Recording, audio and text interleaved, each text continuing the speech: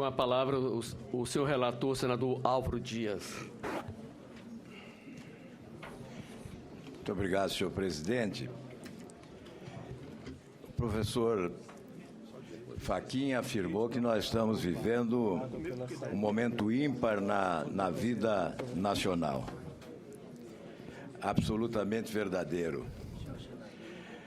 Vivemos um momento nervoso na atividade pública, com as instituições públicas brasileiras, os partidos políticos e os políticos de forma geral, sob os escombros da descrença popular.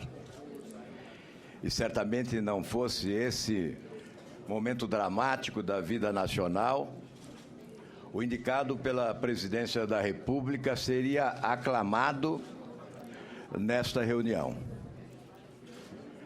Mas na arena desse debate há espaço para a irracionalidade, para a ignorância, para a vaidade, para o ódio, para a esquizofrenia política, distante do bom senso, do discernimento e da ponderação.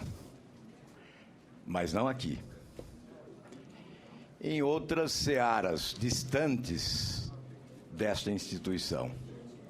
Aqui há vida inteligente para um debate que valoriza o parlamento brasileiro de ideias, de teses, de conceitos jurídicos diante de um mestre aclamado por todo o mundo jurídico nacional e com presença internacional de destaque que certamente honra o nosso país. Mas esse momento, com esse debate lá e cá, nos proporciona uma oportunidade também preciosa de exercitarmos a nossa capacidade de ser humildes e de respeitarmos as opiniões divergentes das nossas.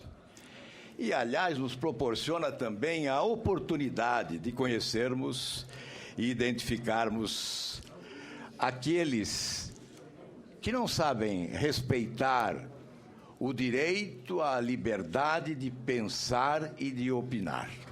Estes existem. Mas o que importa agora não é um confronto de oposição e governo. Certamente, nestas circunstâncias, teremos governistas distantes do governo e oposicionistas distantes dos seus colegas de oposição. Porque não está em jogo o interesse partidário? Seria um oportunismo de natureza política incompreensível quando nós temos a oportunidade de encaminhar ao Supremo Tribunal Federal alguém que certamente dignificará aquela corte onde estão fincados alicerces essenciais do Estado de Direito Democrático. Não podemos colocar à frente do interesse público nacional um eventual interesse motivado pela paixão político-partidária. É por essa razão que agradeço o meu partido de oposição, que milito nesses 13 anos no enfrentamento ao governo, aos seus desmandos, os seus equívocos, contrariando aqui em algumas oportunidades indicados da Presidência da República, com justificadas razões. Agradeço ao meu partido que me permite, nesta hora, a liberdade de pensar, de opinar e defender uma candidatura ao Supremo que reputo da maior qualificação técnica, profissional e ética, com notório saber jurídico e reputação ilibada, reconhecidos pelo mundo acadêmico, pelo mundo jurídico. Aliás, no Paraná, e aqui está o professor René Dotti, eu faço referência até à alusão de que a minha atitude nesse momento e dos senadores do Paraná se constitui em atitude provinciana. O Paraná é um estado importante Estamos honrados de representá-lo aqui. Foi província, sim, há muito tempo, província de São Paulo. Mas hoje é um estado de importância política, econômica, social, inquestionável. Mas, se o Paraná é província, é uma província unida em torno do nome do professor Fachin pelas suas qualidades. A propalada antropofagia paranaense foi derrotada porque se uniram todas as forças vivas da sociedade paranaense, no mundo da política, no mundo, especialmente no mundo jurídico. No mundo da política, aqui estão 3 senadores, ali estava há pouco o governador do Paraná. Muito obrigado. 3 senadores que se opõem eleitoralmente, politicamente, em muitas circunstâncias e se somam. Os 30 deputados federais de todos os partidos, 54 deputados estaduais de todos os partidos, 38 vereadores da capital de todos os partidos, as entidades, instituições, associações, de forma praticamente unânime no Estado. Acadêmicos, mestres como René Dott e tantos outros. Mas não é uma província localizada no Paraná. Se essa atitude é provinciana, nós descobrimos agora a província nacional, porque o mundo jurídico do país se une em apoio ao nome de Fachin. Juristas os mais laureados, de todas as correntes ideológicas, Ives Gandra, Dalmo Dallari, Miguel Reale Júnior, René Dott, Técio Lins e Silva,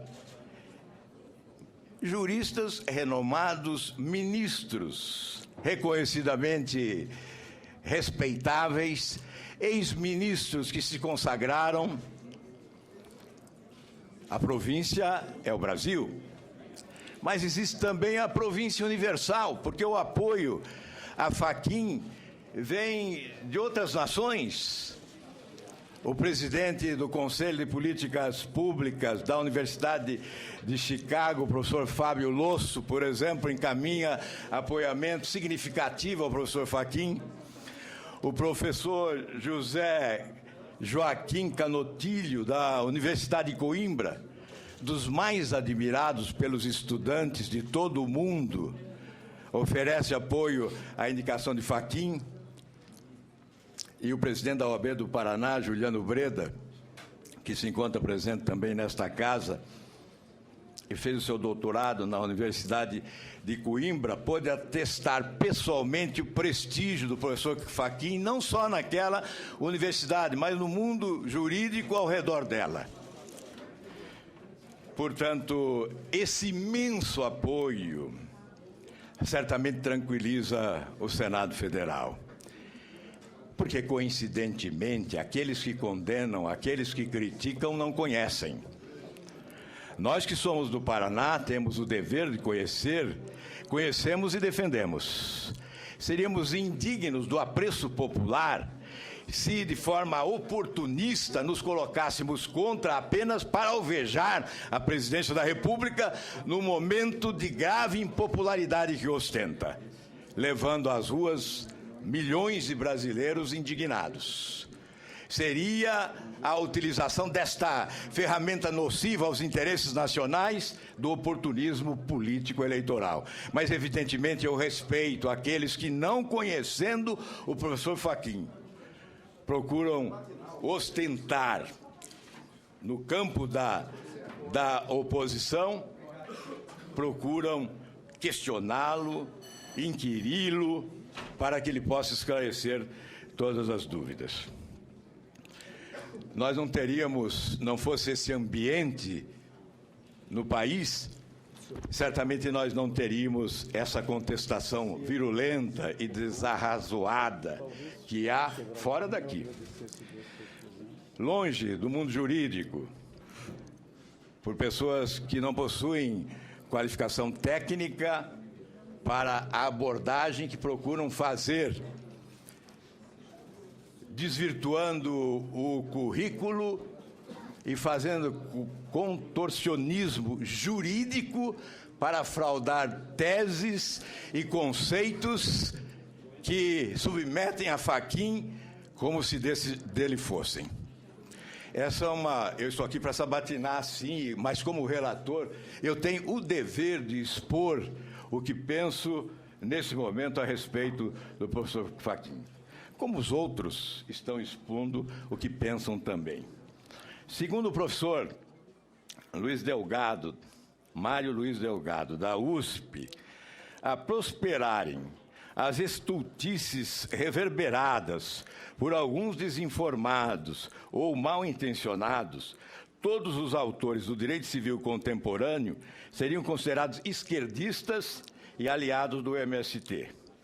Logo agora que um civilista está prestes a retornar ao Supremo Tribunal Federal, demanda desde Moreira Alves. E conclui: estaríamos todos loucos? Eu, como relator, devo fazer indagações que chegaram ao Senado Federal através das redes sociais. É evidente que não farei todas elas em respeito aos meus colegas senadores que precisam de tempo para os seus questionamentos.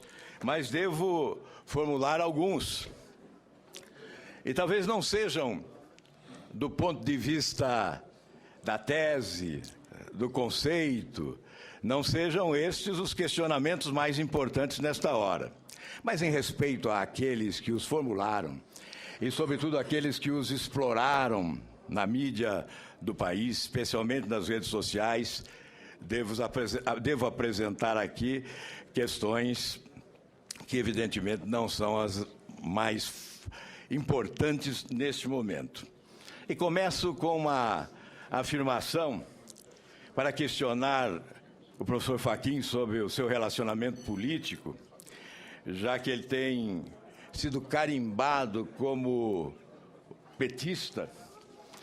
Eu inicio citando Francisco Rezec.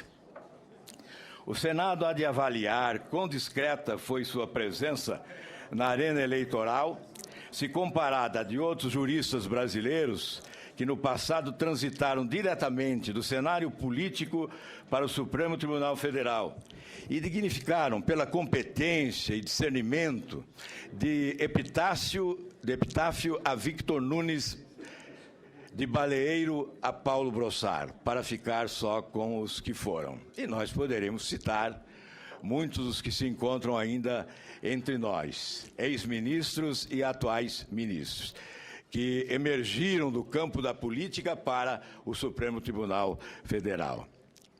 E este não é o caso do professor Fachin. Aliás, quando afirmam ser ele um militante do Partido dos Trabalhadores, porque leu em 2010 um manifesto de juristas em defesa da candidatura da presidente Dilma, não dizem que em muitos momentos históricos esteve na contramão do PT. Em 1982 foi advogado da campanha ao governo do Paraná de José Richa, pai do atual governador. Em 1989 esteve no Palanque, na Rua das Flores, em Curitiba, ao lado de Mário Covas, candidato à presidência da República, que enfrentava naquela oportunidade o ex-presidente Lula. Na Constituinte de 88, foi ardoroso defensor da Constituição, na contramão do PT. Colégio Eleitoral com Tancredo Neves não só defendeu o colégio eleitoral, como integrou a equipe de Tancredo que formalizou seu programa de governo. Na Universidade Federal do Paraná, e o senador Requião é testemunha disso, candidato a reitor, foi derrotado pelo PT, que indicou como vice-reitor o professor Aldair Risse,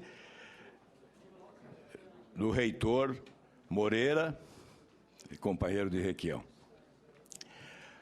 Portanto, a trajetória política de Fachin é de independência. Aliás, há aqui um depoimento dele que me foi repassado pelo professor René Dotti, de agosto de 2014, onde não se cogitava ainda a sua indicação, em que na abertura da conferência da OAB, sem questionamento algum, mas espontaneamente, afirmou não vir do campo da política e não ter militância partidária. Foi uma afirmação despretensiosa em agosto de 2014, na abertura da conferência da OAB no Paraná. Mas eu estou colocando essas questões para que o professor Fachin possa, ele próprio, oferecer os esclarecimentos a respeito. Em relação a eventuais relações com o MST, CUT, falam das ligações com o MST. E não dizem, por exemplo, que Fachin foi integrante da Câmara Arbitral da Sociedade Rural Brasileira. Não dizem que ele foi integrante da Câmara Arbitral da Federação das Indústrias de São Paulo, ou da Federação das Indústrias do Paraná, ou internacionalmente em outros países e em organizações do gênero. Portanto, nós vamos dar a oportunidade ao professor Fachin de fazer esclarecimentos sobre essas questões.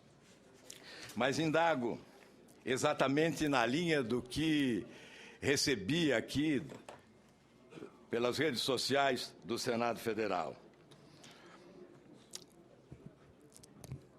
O professor Fachin prefaciou o livro de Marcos Alves da Silva, e a partir desse prefácio, Marcos Alves da Silva é um pastor presbiteriano e professor de direito, autor de um livro que trata do direito da família. E o professor Fachin prefaciou o seu livro, e daí surgiu um estapafúrdio rótulo de teórico dos direitos da amante, inimigo declarado da família. Esse contorcionismo jurídico que nós queremos ver esclarecido aqui pelo professor Fachin.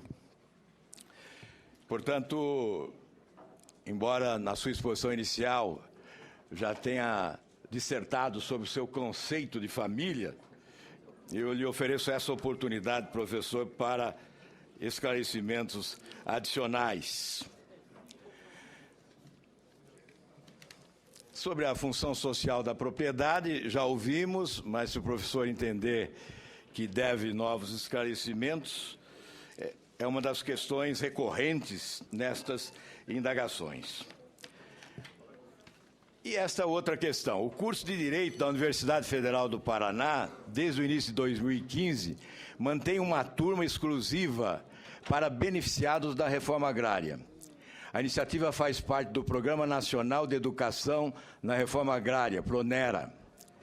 Assim, pequenos proprietários rurais, acampados, quilombolas, beneficiários do Programa Nacional de Crédito Fundiário, assentados, tenham um cadastro homologado pelo Instituto Nacional da Reforma Agrária, poderão se tornar bacharéis em Direito.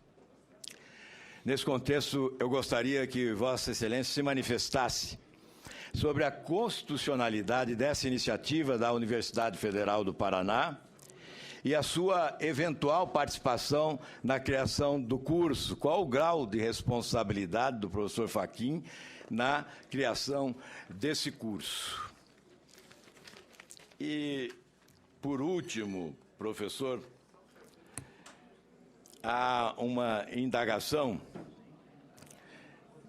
que devo formular a Vossa Senhoria, que vem também de manifestações através das redes sociais. Vossa Excelência, como diria o professor René Dotti, não é candidato a imperador para mudar a Constituição do país e mudar o nosso sistema ideológico, como se o Supremo Tribunal Federal fosse refém de ações totalitárias jamais praticadas ou defendidas pelo professor Fachin.